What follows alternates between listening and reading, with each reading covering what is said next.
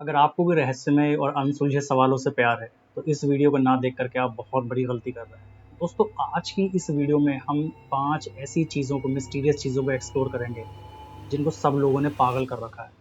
और नंबर 3 वाली जो हमने चीज़ यहाँ पर देखी है वो तो आपके होश उड़ा कर रख देगी। बिलीव मी, अगर आप इस चैनल पर नए हैं तो वो जो लाल घंटा दिख रहा है ना, उसको बजा दें ताकि उसकी आवाज़ मेरे कानों तक आ जाए, ताकि नए वीडियो की आवाज़ आपके कानों तक चली जाए। तो चलिए शुरू करते हैं इस वीडियो को। दोस्तों, हमारी इस लिस्ट में नंबर 1 पर है Bermuda triangle. Bermuda triangle of graveyard of Atlantic, sea of doom भी कहा जाता है। वैसे तो इसके किस्से 500 साल से भी ज़्यादा पुराने हैं। और देखो यार, ये 100 से ज़्यादा फ्लाइट्स और प्लेन्स खा चुका है।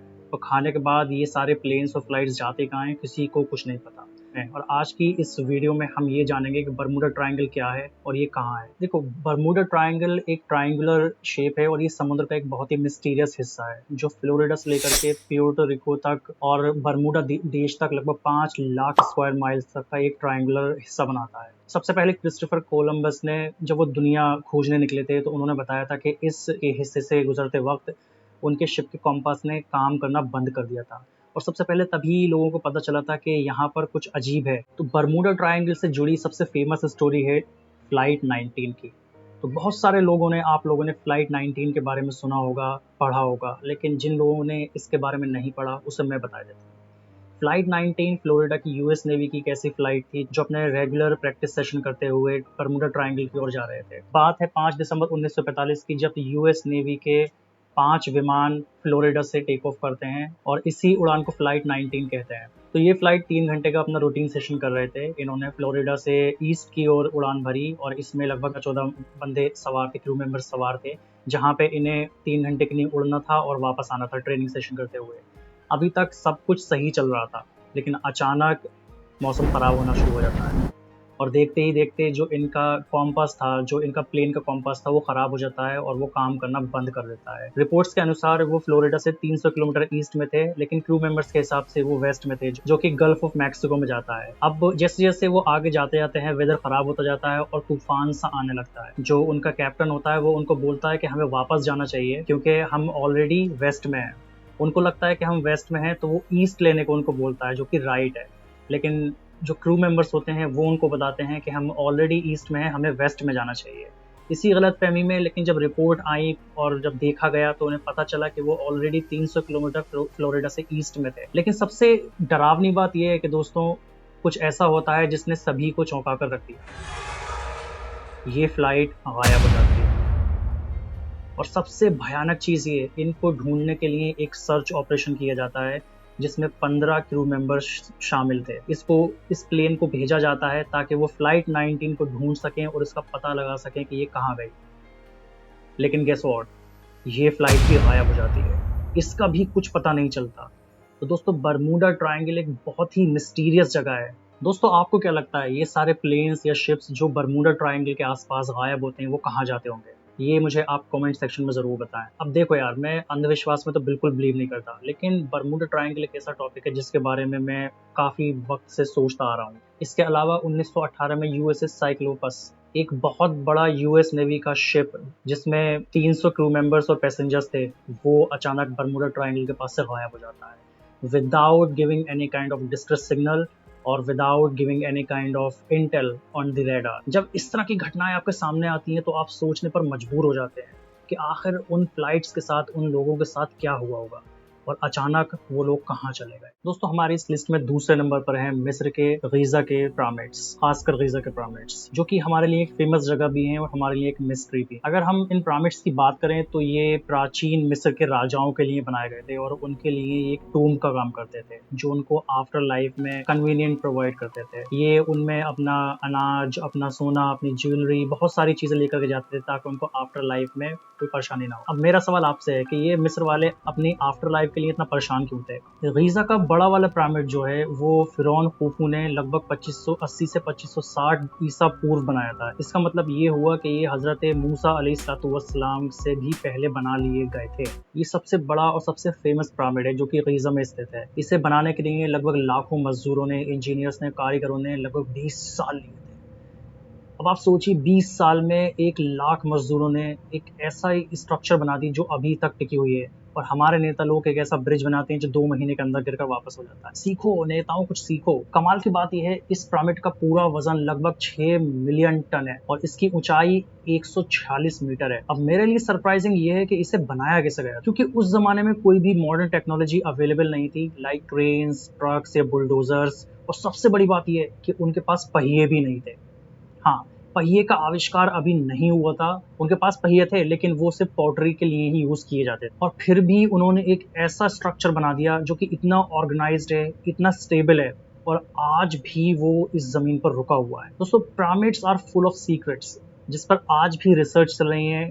आर्कियोलॉजिस्ट आज भी वहां जाते हैं और रिसर्च करते हैं। और कमाल की बात यह है कि इसको अभी भी पूरा एक्सप्लोर नहीं किया गया है। इसके बहुत सारे चेम्बर्स तो अभी भी ऐसे हैं जो बंद पड़े हैं और जिनको उन्होंने एक्सप्लोर भी नहीं किया है। और मुझे ऐसा लगता है कि बहुत सारे चेम्बर्स तो ऐसे हैं जिनके बारे में हमें पता भी नहीं कि वो एग्जिस्ट करते हैं या नहीं करते। वैसे तो एक ही मकबरा है जो मिस्र के राजाओं के लिए बनाया गया था, और जो फिरौन की लाश हम देखते हैं वो भी शायद यही कहीं से मिली होगी। अब सवाल ये पैदा होता है कि इसे बनाया कैसे गया है, क्योंकि जो जो पत्थर इसमें लगे हैं, उस एक पत्थर का वजन लगभग 3 टन से लेकर के 60 टन तक है। ये इतना वजन होता है कि आप सोच भी नहीं सकते। अब उस पत्थर को उठाना और एक परफेक्टली ऑर्गेनाइज तरीके से लगाना विदाउट एनी टूल और मॉडर्न टेक्नोलॉजी एक बहुत ही मुश्किल टास्क है। मेरे हिसाब से तो एक नामुमकिन टास्क है। अब स्ट्रक्चर के लिए सबसे ज्यादा चौंका देने वाली चीज ये है, इसमें 5 लाख टन लाइमस्टोन पत्थर का यूज किया गया है, और वो एक ऐसा पत्थर है जो आसपास नहीं मिलता, जिसको पाने के लिए आपको 600 से 700 किलोमीटर दूर जाना पड़ेगा। अब आप सोचिए कि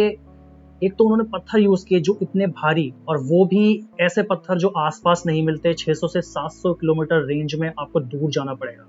जब मैं सोचता हूँ इस बारे में तो मेरा दिमाग काम करना बंद कर जाता है। अब मुझे लगता है कि अब आपका दिमाग घूमने लगेगा, लेकिन before you get too excited, let's see this. जब हम ये सोचते हैं कि इतने भारी पत्थरों को उन्होंने एक के ऊपर एक कैसे रखा, तब हम और इसके बारे में सोचने लगते हैं, तब हम और कंफ्यूज हो चुके हैं। इसी के लिए एक सर्वे किया गया आर्कियोलॉजिस्ट ने 2015 में मिस्र में, जहां पर उन्होंने 4000 से 5000 साल पुराना एक ऐसा रैंप देखा, जिसको देखकर उन्होंने ये अंदाजा लगाया कि वो भारी पत्थर इसी की सहायता से एक के ऊपर एक रखे गए। क्योंकि यही एक थ्योरी है जो मेरी समझ में आती है, जो बहुत ही सेंस करती है, और जिससे हम ये समझ सकते हैं कि उस रैंप के जरिए उन पत्थरों को ऊपर ले जाया गया होगा और एक के ऊपर एक लगाया गया होगा। नहीं तो आप सोचिए, बिना पहियों के, बिना किसी कैरियर के, बिना किसी ट्रक के आप इतने भारी पत्थर एक के ऊपर एक नहीं लगा सकते। अब माना यह भी जाता है कि पिरामिड्स को बनाने के लिए एलियंस ने मदद की, क्योंकि इनका जो स्ट्रक्चर है वो बहुत ही कॉम्प्लेक्स है और सुपर अलाइंड है। When it comes to super aligned, and why did I say that, because जब आप इसको सैटेलाइट से देखते हैं तब भी इसका स्ट्रक्चर आपको सुपरली ऑर्गेनाइज्ड और अलाइंड दिखता है।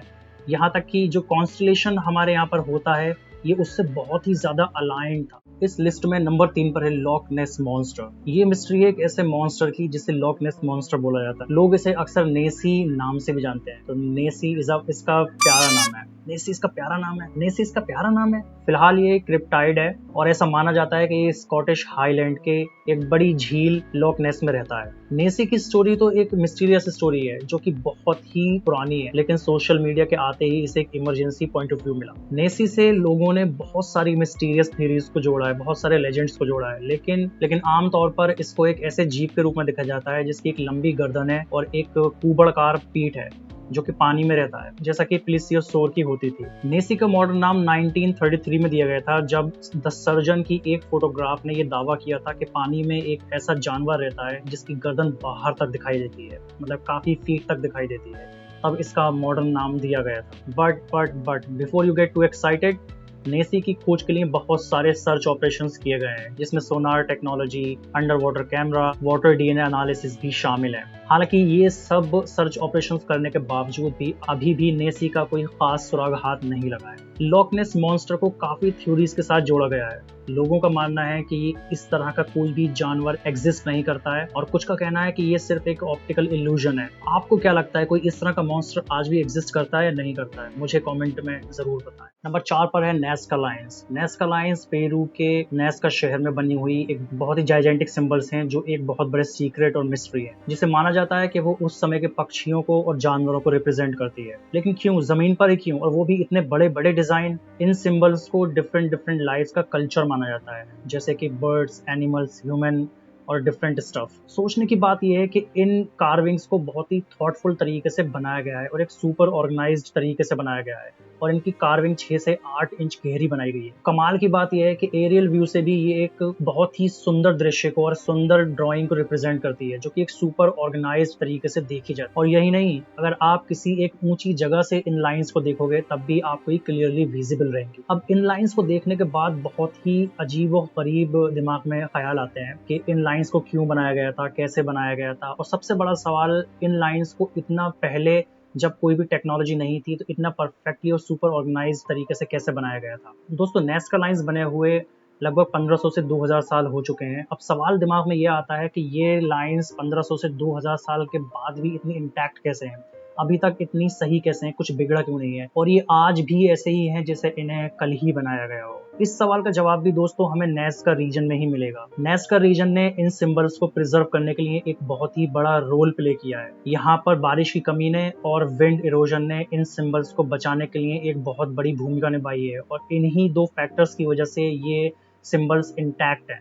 लेकिन दोस्तों अब ऐसा नहीं है। क्लाइमेट चेंज और पॉल्यूशन ने इन लाइंस के लिए सबसे बड़ा थ्रेट दिया है। क्लाइमेट चेंज और पॉल्यूशन ने सारा खेल खराब कर दिया है, और ये दो फैक्टर्स इन सिंबल्स के लिए सबसे बड़ा थ्रेट हैं। और वहाँ की गवर्नमेंट आज भी लगातार कांस्टेंट एफर्ट्स डाल रही है ताकि इन जाइजेंटिक सिंबल्स को किसी तरीके से इंटैक्ट किया जा सके और प्रिजर्व किया जा सके। 5वें नंबर पर श्राउड ऑफ ट्यूरिन। तो श्राउड कहते हैं कफन को। ट्यूरिन का कफन एक खास प्रकार का कफन है जो कि क्रिश्चियंस के लिए एक बहुत ही इंपॉर्टेंट चीज है। ऐसा माना जाता है कि इस ऐतिहासिक कपड़े का इस्तेमाल जीसस क्राइस्ट की बॉडी को साफ करने के लिए किया था उनके एसेंशन से पहले। अब श्राउड ऑफ ट्यूरिन स्पेशल इसलिए भी है क्योंकि इस पर एक आदमी का चित्र बना हुआ है, और ये चित्र बहुत ही डिटेल्ड एंड एस्टोनिशिंग प्रोसेस से बनाया गया है। तो सन 1357 में पहली बार इसका खुलासा हुआ जब लोगों ने इसको पहली बार देखा और इटली के ट्यूरिन शहर में ये प्रकट हुआ। अब कमाल की बात यह है कि ये चित्रण जो इसके ऊपर बना हुआ है वो चारों ओर से इसके साथ जुड़ा हुआ है, जो इस श्राउड को और भी कमाल की चीज बनाता है। साइंटिस्ट और रिसर्चर्स के लिए एक ही बहुत बड़ी चुनौती है टू कंफर्म कि ये कफन कब, कहां और किसके लिए बनाया गया था और क्यों बनाया गया था। और इस पर बने चित्रण को साइंटिस्ट ने रिसर्च करके, आर्कियोलॉजिस्ट ने रिसर्च करके बहुत ही कोशिश करने के बावजूद भी ये पता नहीं लगा पाया कि ये जो चित्र इस पर बना हुआ है वो किस लिए बनाया गया था,